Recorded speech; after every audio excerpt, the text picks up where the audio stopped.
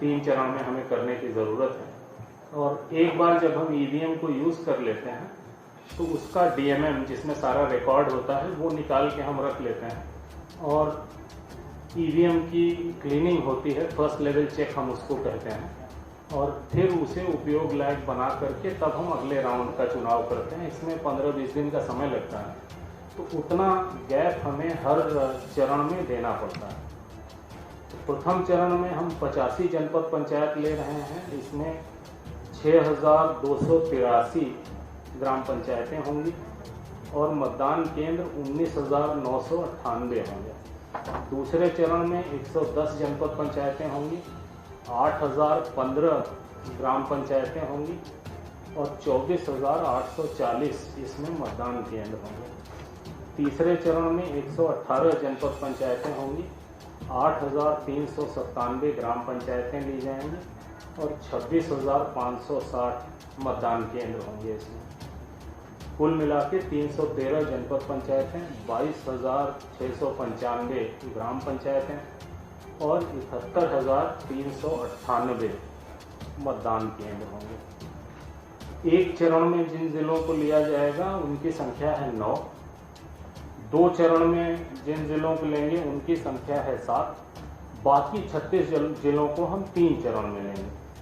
जिन्हें एक चरण में लेंगे उनका नाम है दतिया। ये जो 1 चरण, 2 चरण, 3 चरण, ये हमने लगातार कलेक्टरों से, डिस्ट्रिक्ट एडमिनिस्ट्रेशन से बात करके तय किया है कि कहाँ एक चरण में डिस्ट्रिक्ट एडमिनिस्ट्रेशन करा लेगा, कहाँ 2 लगेगा, कहाँ 3 लगेगा। प्रथम एक चरण में होने वाले ज़िले हैं 9: दतिया, हरदा, नरसिंहपुर, पन्ना, अलीराजपुर, निवाड़ी, इंदौर, ग्वालियर और भोपाल। ये इससे स्पष्ट है जहाँ पे बहुत बड़ा एरिया नहीं है, जैसे इंदौर, भोपाल तो अर्बन ज़िले हैं, तो वहाँ पे रूरल एरिया बहुत कम है, इसलिए हम उसे एक राउंड में ले पा रहे हैं। जो 2 चरणों में होंगे वो 7 ज़िले हैं: Burhanpur, Jabalpur, again very large urban area, the rural area is smaller, Singrauli, Umaria, Anuppur, Sheopur, Dewas. बाकी के 36 ज़िले हम तीनों राउंड में करेंगे। 1/1/2021 की स्थिति की मतदाता सूची का अंतिम प्रकाशन हम 3 मार्च 2021 को कर चुके हैं और इस मतदाता सूची के अनुसार 3,92,00,000 मतदाता हैं। इनमें पुरुष मतदाता 2,02,00,000 और 1,90,00,000 महिला मतदाता, अन्य मतदाता 1,044। कुल 71,398 मतदान केंद्र हैं। इनमें 3,095 मतदान केंद्रों में मतदाताओं की संख्या 750 से ज़्यादा है। निर्वाचन के कार्यक्रम में 4,25,000 मतदान कर्मी नियुक्त होंगे। जो मतदान केंद्रों पर नियोजित किए जाएंगे कर्मचारी, उनका जिलेवार डेटाबेस तैयार कर लिया गया है। प्रत्येक मतदान केंद्र पर 1 पीठासीन अधिकारी और 4 मतदान अधिकारी नियुक्त होंगे। जहां 750 से ज़्यादा मतदाता हैं, इनकी संख्या बहुत ही कम है, वहां पे अतिरिक्त मतदान कर्मी नियुक्त किया जाएगा। पंचायत निर्वाचन हेतु जिस विकासखंड में निर्वाचन संपन्न होगा, जिले के भीतर उससे भिन्न विकासखंड के कर्मचारी रैंडमाइजेशन पद्धति से नियोजित किए जाएंगे ताकि वहीं का कोई आदमी वहां पर ड्यूटी न करे। कोविड प्रोटोकॉल को दृष्टिगत रखते हुए मतदान कर्मियों के तीसरे रैंडमाइजेशन का समय मतदान प्रारंभ होने से 24 घंटे के पूर्व के स्थान पर 48 घंटे पूर्व किया गया है। पहले 24 घंटे पहले करते थे, अब 48 घंटे पहले करेंगे। पंचायतों के आम निर्वाचन के लिए पंच, सरपंच, जनपद पंचायत सदस्य एवं जिला पंचायत सदस्य का निर्वाचन प्रत्यक्ष मतदान प्रणाली से होगा। पंच एवं सरपंच का निर्वाचन मतपत्र पर मतांकन उपरांत मतपेटी के माध्यम से तथा जनपद पंचायत सदस्य एवं जिला पंचायत सदस्य का निर्वाचन ईवीएम के माध्यम से संपन्न होगा। निर्वाचन में विभिन्न पदों हेतु मतपत्रों का रंग अलग अलग होगा। जिला पंचायत सदस्य के लिए गुलाबी, जनपद पंचायत सदस्य के लिए पीला, सरपंच के लिए नीला और पंच के लिए सफ़ेद। चूँकि वही मतदाता इन चारों पदों के लिए वोटिंग करेगा, इसलिए ये कंफ्यूजन दूर करना है। डेट बता दीजिए सर। डेट ही बताने जा रहा हूं। पहले डेट से शुरू होगा। प्रसाद पहले बंट गया तो कथा कौन सुनेगा। जो ये चीजें भी उतनी ही इम्पोर्टेंट है जितनी इम्पोर्टेंट डेट है, और ये डिसेमिनेट होना पब्लिक को जरूरी है आपके माध्यम से। हम तो अपनी ओर से और जिला प्रशासन के माध्यम से कोशिश कर ही रहे हैं, लेकिन हमारी रीच कभी उतनी नहीं हो सकती जितनी रीच आपकी है। समस्त मतदान केंद्रों पर मतदान का समय 7 बजे से दोपहर 3 बजे तक होगा, और सिस्टम वही रहता है कि जो भी समय से पहुंच गया उसे पर्ची दी जाती है। तब तक मतदान चलता है जब तक सारे पर्ची वाले लोग वोट नहीं डाल रहे हैं। मतदान हेतु मतदाता को आयोग द्वारा विहित 23 पहचान पत्रों में से कोई एक पहचान पत्र साथ में लाना होगा। आइडेंटिफिकेशन जरूरी है। पंच एवं सरपंच पद की मतगणना मतदान समाप्ति के बाद मतदान केंद्र पर ही की जाएगी। जनपद पंचायत सदस्य एवं जिला पंचायत सदस्य के पदों हेतु ईवीएम से मतगणना विकासखंड मुख्यालय पर की जाएगी। पंच सरपंच पद की मतगणना का सारणीकरण एवं परिणाम की घोषणा विकासखंड मुख्यालय पर की जाएगी। जनपद पंचायत सदस्य के मतों का सारणीकरण एवं परिणाम की घोषणा विकासखंड मुख्यालय पर ही की जाएगी। जिला पंचायत सदस्य के लिए मतों का विकासखंड स्तरीय सारणीकरण उपरांत जिला मुख्यालय पर सारणीकरण करते हुए निर्वाचन परिणाम की घोषणा की जाएगी। पंचायत के इस चुनाव के लिए हमारे पास कुल 55,000 ईवीएम उपलब्ध हैं। विभिन्न चरणों में हम जो ईवीएम का इस्तेमाल कर रहे हैं रिजर्व ईवीएम जोड़ करके, प्रथम चरण में 26,910, द्वितीय चरण में 35,657 और तृतीय चरण में 35,797। इससे पता लगता है कितने ईवीएम हमें लगते हैं, और चूंकि केवल 55,000 हैं, इस कारण से हमें कई राउंड में जाना पड़ रहा है। हर विकास खंड में रिजर्व ईवीएम उतनी होगी जितनी ग्राम पंचायतें हैं उस विकास खंड में। आयोग द्वारा प्रयुक्त ईवीएम में मतदान का डेटा सुरक्षित रखने के लिए डीएमएम होता है हमारे पास, डिटैचेबल मेमोरी मॉड्यूल, उसे हम अलग कर लेते हैं। उसके बाद ईवीएम की फर्स्ट लेवल चेक करके फिर उसको दोबारा इस्तेमाल करते हैं। प्रत्येक चरण की मतगणना के बाद जो ईवीएम का डीएमएम है उसे अलग करके फिर हम सील बंद कर लेते हैं। एक चरण में उपयोग करके जो मुक्त हुई उसका फर्स्ट लेवल चेक, जैसा हमने बताया, वो करने के बाद ही उसे अगले इलेक्शन में यूज करते हैं। जो त्रिस्तरीय पंचायतों के विभिन्न पदों यानी पंच, सरपंच, जनपद पंचायत, जिला पंचायत के लिए एक इंटीग्रेटेड एकीकृत नाम निर्देशन पत्र की व्यवस्था की गई है। जिला पंचायत सदस्य के लिए नाम निर्देशन पत्र जिला मुख्यालय पर, जनपद पंचायत सदस्य के लिए विकासखंड मुख्यालय पर तथा पंच एवं सरपंच पद के लिए विकासखंड मुख्यालय एवं क्लस्टर मुख्यालय पर लिए जाएंगे।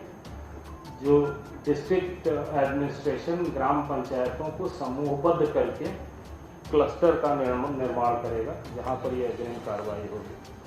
जो निक्षेप राशि जमा करनी होती है, जिला पंचायत सदस्य के लिए 8,000, जनपद पंचायत सदस्य के लिए 4,000, ग्राम पंचायत सरपंच के लिए 2,000, पंच के लिए 400 रुपये।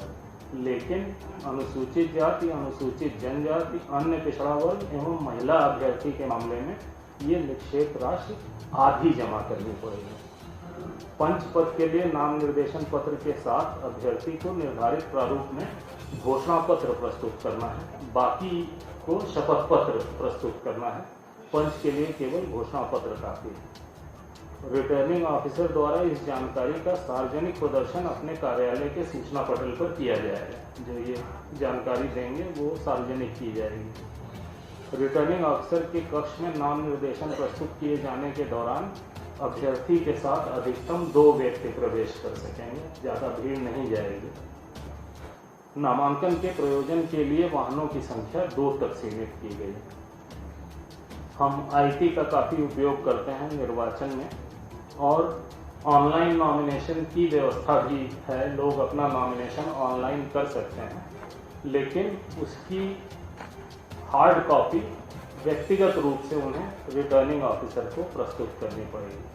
ऑनलाइन भरने के लिए रिटर्निंग ऑफिसर के कार्यालय में हेल्प डेस्क सुविधा केंद्र ये स्थापित किए जाएंगे ताकि ऐसे लोग जो ऑनलाइन ऑपरेशन नहीं कर सकते उनकी मदद की जा सके। निर्वाचन के लिए जो मतदान दल और मतगणना दल गठित किए जाएंगे वो NIC ने सॉफ्टवेयर डेवलप किया है, कॉमन इलेक्शन मैनेजमेंट सिस्टम, उसके माध्यम से किया जाएगा।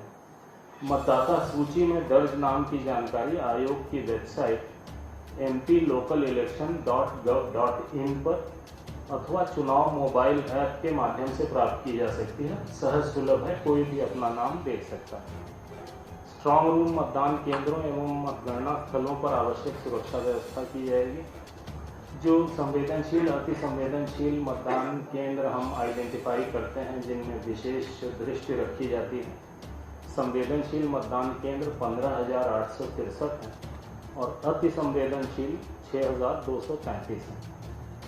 सेक्टर जोनल मजिस्ट्रेट इनकी नियुक्ति की जाएगी। पर्याप्त पुलिस व्यवस्था की जाएगी ताकि इलेक्शन शांतिपूर्वक हो सके और 3 चरणों में करने से भी पुलिस व्यवस्था में हमें आसानी होगी। बहुत ज़रूरी है, ये आपके लिए भी नोट करने के लिए है कि निर्वाचन संबंधी शिकायतों के त्वरित निराकरण के लिए आयोग मुख्यालय में एक कंट्रोल रूम स्थापित किया गया है जिसका दूरभाष क्रमांक 0755-255-1076 है। 255-1076 है। किसी को भी निर्वाचन संबंधी कोई भी शिकायत करनी हो तो इस नंबर पर वो फ़ोन कर सकते हैं और इमीडिएट उस पर कार्रवाई सुनिश्चित की जाएगी। इसी तरीके से हर ज़िले में ज़िला स्तरीय कंट्रोल रूम स्थापित किए जाएंगे जहां पर लोग डायरेक्टली शिकायत कर सकेंगे। हम लोग निर्वाचन के पर्यवेक्षण के लिए हर ज़िले में प्रेक्षक नियुक्त करते हैं।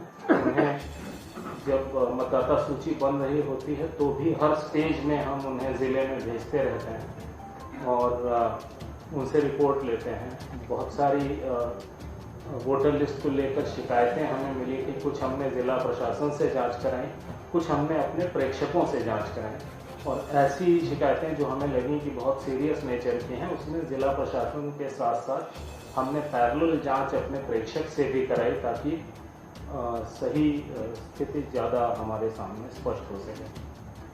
मतदाता जागरूकता के लिए systematic education, nurturing, sensitisation, electorate से संबंधित गतिविधियों का आयोजन करते हैं हम लोग कंटिन्यूअसली, अभी इस बीच में और करेंगे। मतदाताओं को EVM की कार्यप्रणाली से अवगत कराते हुए अधिक से अधिक मतदान करने के लिए प्रेरित किया जा रहा है। हमारी जिम्मेदारियों में से एक जिम्मेदारी ये भी है कि ज़्यादा से ज़्यादा लोग चुनाव में भाग लें। मतदान के दौरान कोविड संक्रमण से बचाव के लिए हमने क्या क्या प्रबंध किए हैं ये भी हम मतदाताओं को लगातार बताते जा रहे हैं ताकि उन्हें पता लगे कि उनकी सुरक्षा के लिए क्या किया जा रहा है, उसके साथ साथ उन्हें खुद अपनी सुरक्षा के लिए क्या करना है ये जानकारी दी जाए। आज जैसे ही चुनाव की घोषणा होती है वैसे ही आदर्श आचरण संहिता लागू हो जाएगी। मतदाताओं को प्रभावित करने संबंधी घटनाओं पर नियंत्रण के लिए आदर्श आचरण संहिता लगती है और परिणाम घोषित होने तक ये प्रभावशील रहेगी।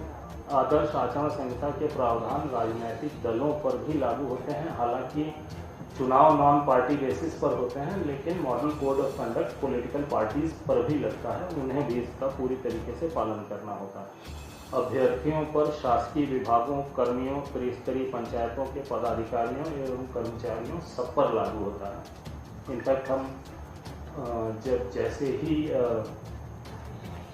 इलेक्शन डिक्लेयर करते हैं वैसे ही हम चीफ सेक्रेटरी को पत्र लिखते हैं 500 कॉपियों के साथ आदर्श आचरण संहिता की कि वो हर विभाग तक वो पहुंचा दें और उन्हें इंस्ट्रक्ट करें कि ये आदर्श आचरण संहिता है। पूरी की पूरी गवर्नमेंट, सारे के सारे सरकारी विभाग इसका पालन करें। निर्वाचन के दौरान किसी भी अभ्यर्थी को प्रचार हेतु सभा, रैली, जुलूस आदि आयोजन के पूर्व सक्षम प्राधिकारी की अनुमति लेना अनिवार्य होगा। मतदान समाप्ति के समय से 48 घंटे पूर्व की कालावधि के दौरान सार्वजनिक सभा, जुलूस, रैली आदि पर प्रतिबंध रहेगा।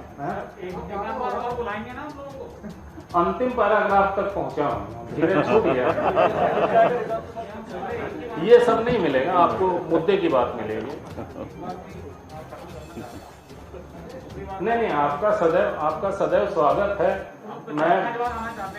हम भागते इसलिए हैं क्योंकि आप केवल डेट पूछते हो जो हम बता नहीं सकते। आज हम बता सकते हैं तो हमने खुद सबको बुलाया।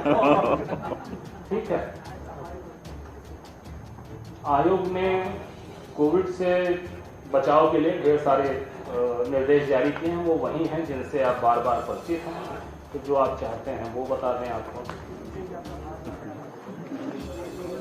निर्वाचन की सूचना का प्रकाशन और नाम निर्देशन पत्र प्राप्त करना, ये प्रथम चरण के लिए 13/12/2021 यानी 13 तारीख से निर्वाचन की सूचना का प्रकाशन किया जाएगा और नाम निर्देशन पत्र प्राप्त करना शुरू हो जाएगा।